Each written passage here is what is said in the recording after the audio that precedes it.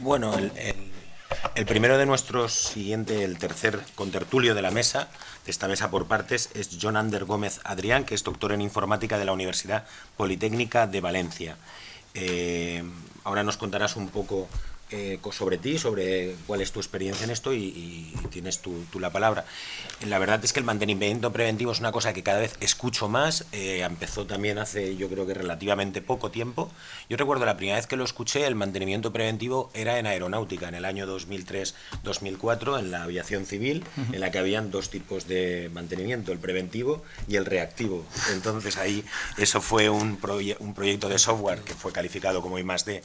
Ostras, qué mayor soy ya, hace como unos 14 años, pero la verdad es que ha llegado ahora a las industrias y ahora estamos hablando de una automatización del proceso de mantenimiento. Por favor, Jon, no digo nada más porque seguro que tú nos vas a ilustrar muchísimo más. Muchas gracias. Vale, muchas gracias. Gracias a la CIESVAL por invitarme hoy aquí a comentar este tema, un proyecto que llevamos entre manos. También quiero dar las gracias al Colegio de Informáticos, pero bueno, yo soy miembro del Colegio de Informática, entonces... pero bueno, la cuestión es que vengo a presentar un proyecto... Bueno, me has dicho que me presente un poco primero. Bueno, yo soy profesor de la Universidad Politécnica de Valencia. Actualmente ocupo el cargo de subdirector para la formación continua de la Escuela Técnica Superior de Ingeniería Informática. También soy el director académico del máster en Big Data Analytics de la UPV, que vamos a ir al año que viene, empezamos la tercera edición. Y nada, dentro de lo que sería mi ámbito de investigación, pertenezco al grupo de investigación o centro de investigación propio de la UPV, que es el Pattern Recognition and Human Language Technologies, que es un centro propio dentro de la CPI, de la Ciudad Politécnica de la Innovación. Y también debo resaltar, como figura ahí, que colaboro con el ITI, el Instituto Tecnológico de Informática. De hecho, el proyecto que voy a presentar, de alguna manera, es un proyecto de colaboración de la UPV y el ITI Confort. Es un caso de uso de aplicación de las tecnologías. Bien, más que nada, lo que quería antes que empezar a contar el proyecto era contextualizar un poco en qué nos vemos. Se ha comentado antes que si estamos en el ojo del huracán, que si estamos en una especie de, digamos, de nueva evolución rápida o revolución industrial. Algunos le llaman la cuarta revolución industrial. Yo sí que quiero comentar que yo sí que tengo esa percepción la percibo básicamente desde más o menos los años 2005-2006, la madurez a la cual le están llegando una serie de tecnologías que ahora comentaré en la siguiente transparencia, están permitiendo que la sinergia que podemos conseguir al hacer o combinar las soluciones que nos aportan esas tecnologías, dada su madurez, pues se están consiguiendo cosas que posiblemente hace 10 años nadie se planteaba que se pudieran conseguir. No es que no estuviera la necesidad, pero eso, sensorizar toda una planta, imposible. Manejar datos a 2 años vista, ni me lo planteo. Bueno, pues hoy en día, afortunadamente, nos podemos plantear esto. Bien, para contextualizar, lo primero que quiero comentar es que, aunque Internet of Things, sin llamarse así, ya existía, que era de alguna manera dispositivos que nos permitían sensorizar, antes se conocían, no digo que sean los PLCs, pero básicamente la evolución de los PLCs, que ha madurado bastante, es lo que ahora conocemos como Internet of Things. Lo que pasa es que estos dispositivos ya no están conectados a un ordenador que los gobierna, digamos que son autónomos, independientes, están conectados vía Wi-Fi o vía Internet, aunque sea por cable, y actúan. Entonces, ¿qué nos aporta Internet of Things? Me voy a centrar en el proyecto. Nos aporta facilidad de interacción con la sensorización y con ciertos actuadores para tomar realizar algunas acciones como respuesta a una situación que tenemos prevista de fallo o lo que sea. La siguiente tecnología sería el Big Data Analytics. ¿Es que el análisis de datos no existía? Y desde muchos años. Pero ¿podemos abordar el análisis de grandes volúmenes de datos? ¿Podíamos abordarlo hace 10 años o hace 15 años? No. Sin embargo, actualmente sí que se puede. Un ejemplo que me contó un banco con el que tenemos colaboración y que no voy a citar porque no tengo permiso, de Ford sí que tengo permiso para poder citar el caso de este proyecto, era el siguiente: para tomar ciertas decisiones en cuanto a inversión, de un día para otro necesitábamos trabajar con tanta información que el proceso en una solución tradicional necesitaba más de 24 horas. De un día al siguiente no podíamos tener, los resultados. Con la aplicación de tecnologías Big Data han conseguido que en 5 horas o menos tener los resultados, de manera que lanzan los procesos de cálculo allá por las 10, 11 de la noche y a las 5 de la mañana los tienen, a las 8 de la mañana ya pueden tomar decisiones. Eso es algo muy relevante, que antes parecía que no, pero ni se lo planteaban. Finalmente, el Machine Learning. No me voy a extender, porque el Machine Learning es la parte o el subcampo dentro de lo que es la inteligencia artificial que nos permite sacar partido o tener nuevos enfoques hacia lo que se llama el análisis de datos. Bien, si, como he dicho antes, unimos estos tres campos y los aplicamos en un proyecto concreto, podemos sacar beneficios o podemos conseguir resultados que previamente ni nos planteábamos, ¿vale? Bien, comentar algo sobre lo que es Internet of Things, pues nos facilita la interacción sobre cualquier dispositivo, como he dicho antes, y en un entorno industrial, ¿por qué se caracteriza? ¿Qué cuatro aspectos fundamentales nos están revirtiendo mucho en el proyecto que voy a comentar después? Pues uno sería la estandarización en la manera de capturar datos de sensores. Antes, por cada fabricante de sensor tenías que desarrollar la API, tenías que desarrollar la parte o el driver que se encargaba de hacerlo. Si no lo desarrollabas tú y lo desarrollaba el fabricante, siempre ibas con una versión súper antigua, era una especie de trauma.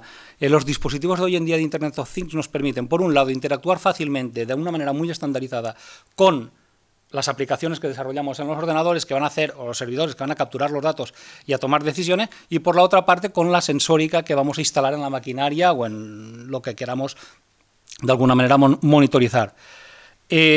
Nos permite también programar operaciones, no solo de actuar, porque un dispositivo de Internet of Things puede tener conectado algún actuador tal que esté programado para que reaccione y pare, por ejemplo, la maquinaria, decida parar la planta de producción, sino que también nos permite realizar una serie de cálculos de preproceso sobre los datos antes de enviarlos al ordenador, al que hace de servidor, para guardarlos en un entorno Big Data. Y eso agiliza mucho lo que antes prácticamente ni nos planteábamos. Ya he dicho lo de programar acciones-respuesta a situaciones previstas y algo muy importante que he resaltado, y es el bajo coste que esa estandarización está permitiendo.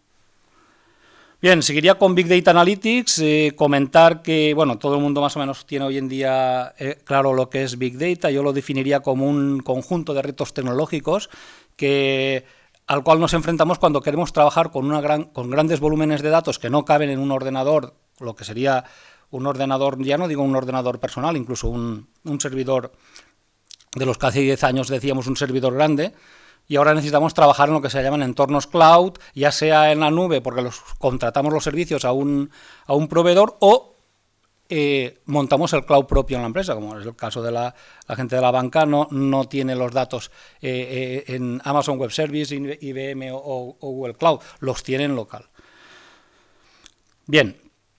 Y además, que quería comentar aquí, que me he quedado un poquito en blanco. Vale, y otra cosa no solo es la cantidad, sino también la velocidad a la que se generan los nuevos datos. Por ejemplo, el proyecto que voy a contar, pasas de no sensorizar nada a sensorizar. Y sobre una maquinaria, sobre un desarrollo que está generando datos, varios miles de datos por minuto. No voy a decir por segundo, pero sí por minuto. Luego, es un reto también estar trabajando y dando una respuesta casi inmediata a algo que está generando una cantidad de datos bestial. De Machine Learning, como veo que me estoy extendiendo mucho, casi que no voy a comentar nada, pero voy a hacer hincapié en la primera frase, y es que las capacidades de los expertos humanos son más limitadas de lo que nos pensamos, sobre todo cuando tenemos que analizar grandes volúmenes de datos, cuando tenemos que analizar datos donde intervienen un montón de variables, y ese análisis multivariante que son capaces de realizar los modelos matemático-estadísticos que podamos programar, no es capaz de hacerlo una persona. Un experto, por ejemplo, puede detectar, no sé, una o dos variables significativas que den una explicación de casi el 100% o de casi el 80% de la variable salida que queremos predecir o de lo que queremos detectar. Pero cualquier modelo estadístico hoy en día que podemos programar en las máquinas, gracias a la madurez de la tecnología que he comentado antes, permite establecer correlaciones entre distintas variables que los humanos somos incapaces. Me he traído un ejemplo que tenía poco que ver, que es el ejemplo que utiliza Kenneth Courier en su artículo Big Data and the Future of Business en The Economist, un artículo sobre el cáncer, pero bueno, lo voy a comentar así un poquito rápido. Pensar por un momento, ¿creéis que un facultativo puede tener en la cabeza los datos de más de 100 pacientes? que seguramente en su vida habrá visto miles, pero ¿podrá tener más de 100? No. Bien, el caso que pone él es que le dan los datos de miles de pacientes y le dan el tiempo de vida a una máquina para que aprenda con modelos estadísticos. No solo es que trabaja con muchos más datos y por tanto consigue mejores diagnósticos. Cuando digo diagnósticos, esto lo voy a poner entre comillas, sino que además es capaz de detectar marcadores que antes los especialistas se pensaban que no tenían correlación con la enfermedad. Y sí que lo tienen. O sea, descubre que hay nuevas variables, descubre correlaciones entre variables existentes o entre variables existentes y nuevas, y además es capaz de trabajar con grandes volúmenes de datos que un facultativo, por muy especialista que sea, no puede. Bien, como colofón de esto, decir que esto se está desarrollando mucho en Estados Unidos, en un caso de uso real, pero que esto es una herramienta de apoyo al facultativo que toma la decisión. Nunca estamos hablando de que la máquina, aunque tenga más capacidad de análisis de mayor cantidad de datos y permita encontrar correlaciones, nunca tiene que sustituir a la decisión que toma el facultativo para dar el tratamiento más oportuno, ¿vale? Pero esto sí que es un sistema, digamos, de recomendación, ¿vale? Sí que sería un sistema de recomendación. Bien, paso a comentar un poco el proyecto. El proyecto se define en la planta de motores de la factoría Ford en Almusafes en el marco de un proyecto 100 del CDTI, donde la Universidad Politécnica de Valencia y el Instituto Tecnológico de Informática, que es un instituto interuniversitario mixto, pero que forma parte de la Universidad Politécnica, vamos como partners de Ford en el proyecto. ¿De acuerdo? Bien, desde el ITI-UPV se está desarrollando la solución integral. Yo esto quería remarcarlo. Estamos desarrollando no solo una parte del análisis de datos, sino la solución integral a un problema que tienen en la planta de Ford. El problema ahora lo describo a continuación. Entonces, no solo proveemos el análisis de datos, sino interfaz de usuario, cuadros de mandos, captura y almacenamiento de datos digamos en entorno ya Big Data, ¿vale? Estamos utilizando instalaciones Big Data y con bases de datos no SQL, que son las que se han desarrollado en los últimos, pues he dicho yo, unos 10 años, son prácticamente tecnologías que se han desarrollado en los últimos 10 años, ¿vale? Que algunas no están maduras todavía, pero están evolucionando muy rápido. Bueno, pues es lo que estamos aplicando. Que ahí tocaría Big Data y lo que es Internet of Things. Y por último, el análisis de datos adaptado a la problemática de la planta. Bien, ¿cuáles son los objetivos del proyecto? Bueno, se lo pueden imaginar. Si una planta de producción, que es una cadena donde hay una serie de operaciones, tal que, como ha comentado mi compañero antes, porque lo ha comentado él no ha dicho el nombre, pero sí que nos ha dado permiso para comentarlo. Es decir, sale un motor cada 21 segundos acabado.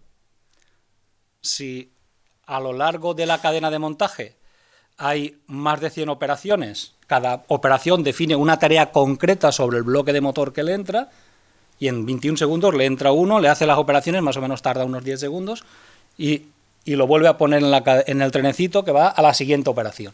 Cualquier fallo en cualquiera de las operaciones para la planta. ¿Cuántos operarios? No me lo sé.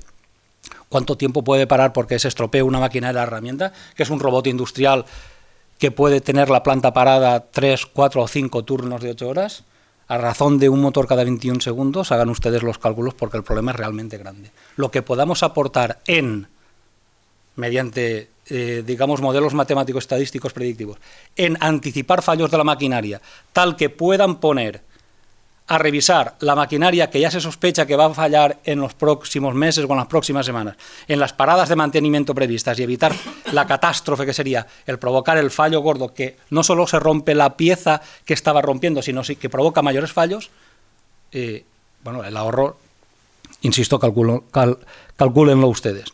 Bien, podríamos aplicar una solución tradicional. No quiero descartar las soluciones tradicionales, pero como he dicho antes, se basan en el expertise humano y, como mucho, en establecer la correlación entre entre dos o tres variables y poco más. No es el potencial que tienen técnicas de Machine Learning como puedan ser las redes neuronales que hemos aplicado en este caso.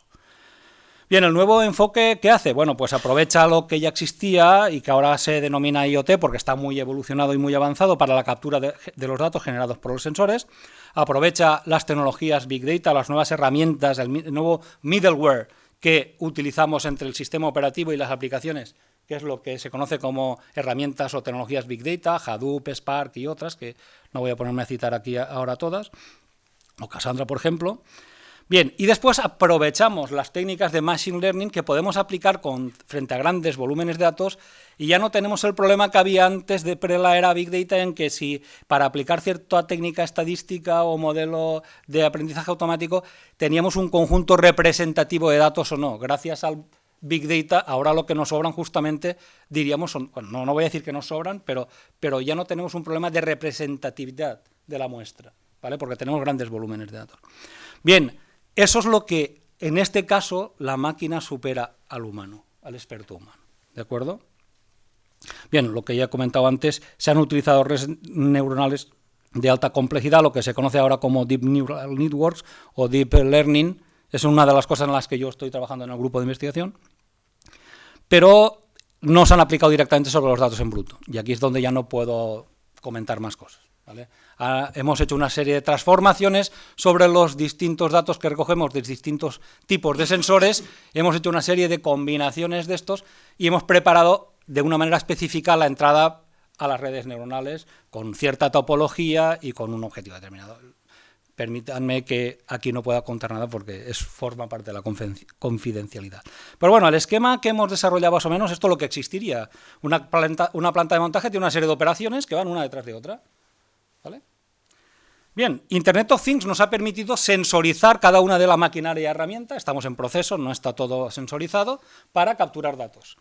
Big Data o las tecnologías Big Data nos han permitido almacenarlos todos y poderlos preprocesar en un tiempo finito o en un tiempo que nos permita dar una respuesta. Y las técnicas de Machine Learning son las que nos permiten tomar decisiones. En este caso, básicamente avisar a los operarios, ¿vale?, a quien controla la planta, de sospecho, tengo la ligera sospecha o tengo tal nivel de certeza de que tal operación está a menos de un mes del fallo o a menos de 2 meses del fallo. Tengo que decir aquí que cuando, y ahora muestro los resultados porque realmente son buenos, cuando tuvimos las primeras reuniones nos decían de anticipar el fallo en la maquinaria a 2 meses vista o más de un mes. Bueno, yo me cogía la cabeza y decía, bueno, eso es mucho pedir. Lo normal es que la máquina empiece a dar fallos o a dar muestras de que va a fallar combinando la información de diferentes sensores, a lo mejor unas horas antes, a lo mejor 2 días antes, pero lo que ustedes me están pidiendo yo creo que es imposible, ¿no? Bueno, la cuestión es que nos pusimos a trabajar con datos, con bastantes datos, más de 3 meses de datos, y entonces lo que hicimos, después de todas estas transformaciones que he dicho antes que no puedo revelar, es etiquetar los datos de manera que tenemos un conjunto de muestras que está a menos de un mes del fallo, otro conjunto de muestras que está entre 1 mes y 2 meses del fallo, y el resto de muestras que las etiquetamos como a más de 2 meses del fallo. He preparado una red neuronal, la hemos entrenado y nos da una precisión de más del 95% para decirnos de que la maquinaria está a más de 2 meses del fallo, o entre 1 mes y 2 meses, o a menos de 1 mes. Cuando presentamos los resultados, la verdad es que repetí los experimentos no sé cuántas veces porque no nos lo podíamos creer, ¿vale? Porque la verdad. Pero lo que sí que quiero sacar de aquí es que el aplicar estas nuevas tecnologías, sobre todo las de Machine Learning, con la madurez que están hoy en día, nos permite trabajar con todos los datos conjuntos, encontrar correlaciones entre esos datos, detectar patrones de comportamiento, que pequeñas variaciones en variables que son imperceptibles a cuando nosotros podemos estar mirándolas en el cuadro de mando, pero que esas pequeñas variaciones imperceptibles en una variable, en otra y en otra, si tienen alguna correlación, la red neuronal las va a pillar. Y eso es lo que nos ha permitido obtener estos resultados, que la verdad es que estamos contentos. Bien, para concluir, o para ir concluyendo, pues comentar que por la dificultad del problema que se nos planteaba, comentar que los resultados obtenidos hasta el momento los consideramos un buen caso de éxito. De hecho, cuando empezábamos a entrenar las redes, yo decía, bien, si conseguimos una precisión del 70%, me sobra, porque lo vamos mostrando al operario y cuando el operario vea que la maquinaria, aunque se equivoca el 30% de las veces en diagnosticar, pero ya le está diagnosticando en la última semana un montón de veces que va a fallar, pues que tome la decisión de poner cierta operación en la lista de maquinaria a revisar en la siguiente parada por mantenimiento. Pero dado los resultados, la verdad es que estamos bastante satisfechos. Bien, ahora ya quería salirme del proyecto y entrar un poco en lo que sería el desarrollo a nivel de la Comunidad Valenciana. Vamos a ver. Puede y creo y debe aprovecharse el actual nivel de desarrollo tecnológico en áreas como Internet of Things, Big Data y Machine Learning. Decir que la UPV y el ITI en concreto disponen del know-how sobre los últimos avances tecnológicos en las áreas citadas. Yo creo que gracias a ese disponer del know-how es donde hemos conseguido los resultados que estamos consiguiendo. Y que la transferencia tecnológica desde las universidades hacia el sector productivo podrá y debería impulsar el desarrollo económico de la Comunidad Valenciana. Para finalizar un poco, rematar esta última frase, quería presentar este triángulo chorra, lo siento, pero para mí es muy importante. Este triángulo lo tenemos que dinamizar entre todos los que estamos aquí y los que no estamos aquí. Y es que la empresa no TIC tiene que beneficiarse de lo que las empresas TIC de la Comunidad Valenciana pueden hacer, y las empresas TIC tienen que servirse de los desarrollos y los avances que proporciona la universidad y sus institutos tecnológicos para que, si dinamizamos esto, de alguna manera las empresas no TIC puedan mejorar su productividad encontrando las soluciones sin irse a tal empresa que viene de Estados Unidos o de Rusia o de Japón, que son súper tecnológicas y súper buenas. Pues no, yo quiero reivindicar que aquí también podemos dar esas soluciones. No sé si me he pasado. Muchas gracias por su atención. Pues no te has pasado en absoluto. Pues gracias. Muchas gracias, John. La verdad es que a mí me asaltan dos preguntas. Una vez, bueno, la verdad, yo creo que fue hace como 3 meses, me tocó presidir un encuentro sobre Big Data en Madrid, en la COE. Había una consultora especializada en la implantación de este tipo de soluciones, y la verdad que la pregunta que inmediatamente asaltábamos era la misma que te voy a hacer ahora. Estas nuevas tecnologías son de aplicación para la pyme, y te voy a adelantar que la consultora decía, por supuesto, que son de aplicación para la pyme y tal, pero los contertulios eran Telefónica, Repsol, Iberdrola, Iberia, Vueling, y me dejó otro que también era así más o menos otra pyme. Esa es la primera pregunta. ¿Estamos ya preparados para aplicarlos a la pyme? Falta tiempo aún. La segunda es, ¿hacia dónde camina esto? Es decir, nos has dicho cómo estamos en este momento, pero la verdad es que muchas veces en la universidad tienen esta visión o esta capacidad de poder ver hacia adelante, que desde la empresa nos cuesta más, porque estamos más cegados muchísimas veces por lo inmediato. Y la tercera es de tipo técnico. Pues no, tienes buena memoria, seguro. Recordemos, no. Las pymes, un poco de visión hacia el futuro. Y la tercera es, no puedo evitarlo, es decir, tiene algo que ver con mi currículum, mi expertise, como se diría, la incorporación de redes neuronales en Force que cabalgas ahí en el tema de la confidencialidad acortó mucho los plazos con respecto a otro tipo de soluciones de algoritmos semieurípticos o algún tipo de ¿sabes qué quiero decir?, de procesos decisorios más convencionales, como los que se emplean en banca, en gestión del crédito, etcétera, etcétera. Es decir, porque esos 3 meses me parecen excepcionalmente cortos. Cuando dices que acorta el tiempo, ¿a qué te refieres? Fuisteis capaces de aportar soluciones simplemente con una muestra de 3 meses, e incluso de un mes. Sí, pero una muestra de 3 meses son muchos datos. Son muchos datos para un desgaste de mantenimiento, porque imagino que... No, son muchos datos para tener que procesarlos. Para un desgaste de mantenimiento, yo espero que cuando el proyecto vaya evolucionando podamos trabajar con un horizonte temporal de 2 años vista. Claro, yo entiendo. Eso es el ideal que yo entiendo. A ese modelo todavía tiene que escapar muchísimas necesidades de mantenimiento. Estamos hablando únicamente de 3 meses. Vale, pues como veo que hay en el tema de la confidencialidad ahí, ¿no? En las otras 2 preguntas, ¿es de aplicación para la pyme?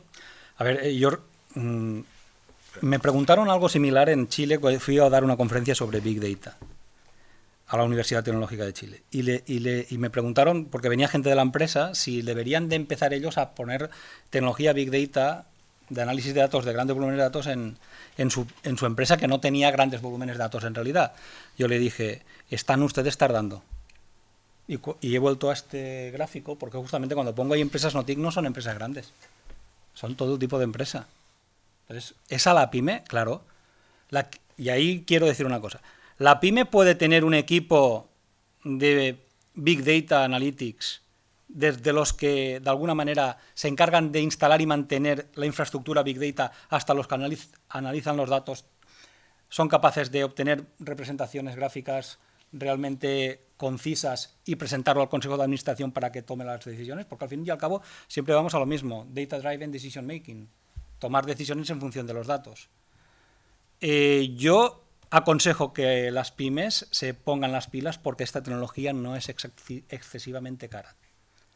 ¿Vale? Se puede contratar, si no pueden tener un equipo Big Data en la empresa, como es normal, una pyme creo que lo va a tener más difícil, tener a lo mejor un responsable que haga de nexo en una empresa TIC que le proporcione los servicios como profesionales del sector para poder utilizar tecnologías Big Data, ya sea instalándose un clúster en local o de alguna manera alquilando capacidad de cómputo y capacidad de almacenamiento en la nube. Entonces yo creo que ¿cómo se llama esto? Las pymes deberán de tender hacia eso, porque algunas de las pymes que intenten vender productos y quieran hacer un estudio del posible nicho o el impacto en el mercado para lanzar una campaña de marketing, tienen que tener clara una cosa, que muchas veces van a necesitar datos externos. Cuando me refiero a datos externos, me estoy refiriendo sobre todo a datos de redes sociales. ¿Qué se está opinando? Que es un poco entrando en lo que han comentado antes los ponentes anteriores, los compañeros. ¿Qué se está opinando de este producto? ¿Qué se está opinando en este sector? A ver si lo digo bien. ¿Qué nicho del mercado en ese sector hay algún producto que cubriría un nicho que todavía no está cubriendo nadie? Entonces, una pyme puede, en base a un equipo que le ayude externo, utilizar las tecnologías Big Data de análisis de datos para tomar decisiones estratégicas de la empresa, por supuesto. Por supuesto, yo no tardaría. Y insisto en que no es excesivamente caro. Vale, yo no dejaría pasar esta oportunidad. Yo es que entrando con la segunda pregunta, perdona que te corte. Sí, es que o se tira hacia ahí o nos quedamos otra vez en la línea de salida. No hay vuelta atrás. Pues yo creo que la opinión ha quedado perfectamente clara. Muchas gracias, John.